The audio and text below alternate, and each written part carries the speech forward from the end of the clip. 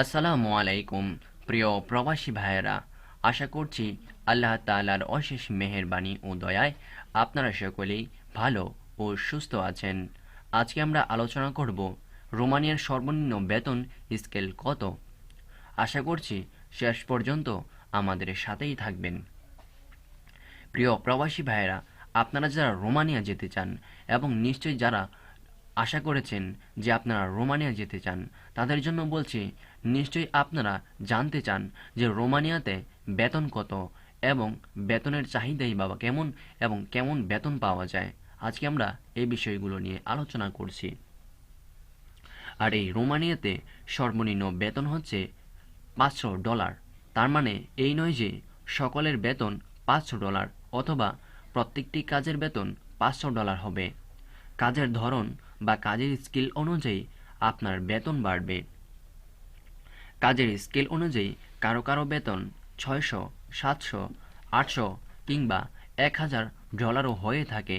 প্রিয় প্রবাসী ভাইয়েরা, আরও জানা যাচ্ছে যে যেমন ধরুন প্রিন্টের কাজ, তাদের একটু স্যালারি বেশি।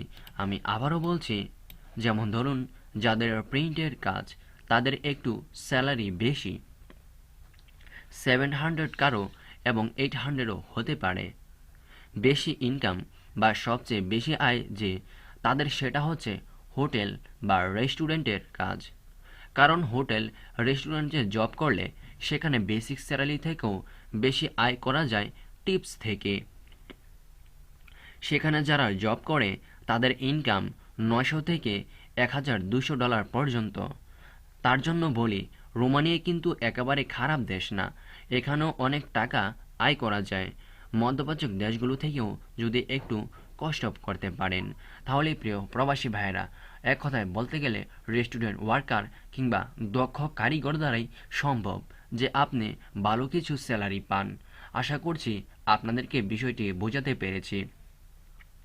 যদি ভিডিওটি ভালো লেগে থাকে নিশ্চয়ই ভিডিওতে একটা লাইক দিন এবং পরবর্তী ভিডিও পেতে সাবস্ক্রাইব করে আমাদের সাথেই থাকুন।